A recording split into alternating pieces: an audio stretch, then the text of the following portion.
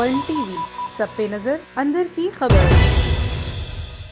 Ukraine کی خاتون اول اولینا زیلنسکی نے روسی حملے پر عالمی میڈیا کے نام ایک کھلے خط میں بچوں سمیت شہریوں کے اجتماعی قتل کی مذمت کی۔ اولینا نے سوشل میڈیا سائٹ ٹویٹر پر ایک خط شیئر کیا جس میں انہوں نے بتایا کہ دنیا بھر سے میڈیا کے نمائندے انٹرویوز کے لیے ان سے رابطے کر رہے ہیں، تو لہٰذا ایک خط کے ذریعے ہی میں سب کو تمام تر جوابات دینا چاہتی ہوں۔ انہوں نے اپنے خط میں کہا کہ گزشتہ دنوں سے ہمارے ملک میں جو کچھ ہو رہا ہے اس سب پر یقین کرنا ناممکن ہے۔ میرا ملک پرامن تھا اور شہر، قصبے اور دیہات عام زندگی سے بھرے ہوئے تھے۔ 24 فروری کو ہم پر جنگ مسلط کی گئی اور ٹینک یوکرائن کی سرحد پار کر گئے۔ طیاروں اور میزائل کی گونج ہماری فضا میں ہر جانب ہے۔ اولینا نے کہا کہ میں گواہ ہوں کہ جو بھی یوکرین پر حملوں کو خصوصی آپریشن کا نام دے رہے ہیں یہ دراصل عام لوگوں کا قتل عام ہے۔ انہوں نے روسی بمباری کے نتیجے میں ہلاک ہونے والے بچوں کا تذکرہ کرتے ہوئے کہا کہ روسی حملوں کی سب سے بری بات بچوں کی اموات کے حوالے سے پڑھنا ہے۔ تقریباً 8 سال ایلیس جو اوخیترکا اسٹریٹ پر دم توڑ گئی تھی، یا کیف سے تعلق رکھنے والی پولینا جو اپنے والدین کے ساتھ گولہ باری میں مر گئی تھی، اور مسلسل حملوں کے باعث ایمبولینس کی ان بچوں تک رسائی ممکن نہیں تھی۔ یوکرینی خاتون اول نے کہا کہ جب روس دوبارہ کہے گا کہ وہ شہریوں کے خلاف جنگ نہیں کر رہا تو میں ان معصوموں کا نام لینے میں پیش رہوں گی۔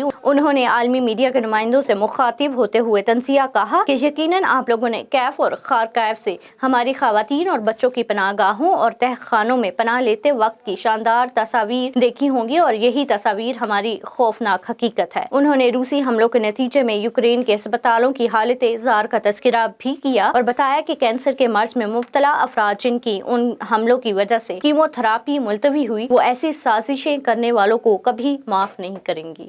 ورلڈ ٹی وی، سب پہ نظر، اندر کی خبر۔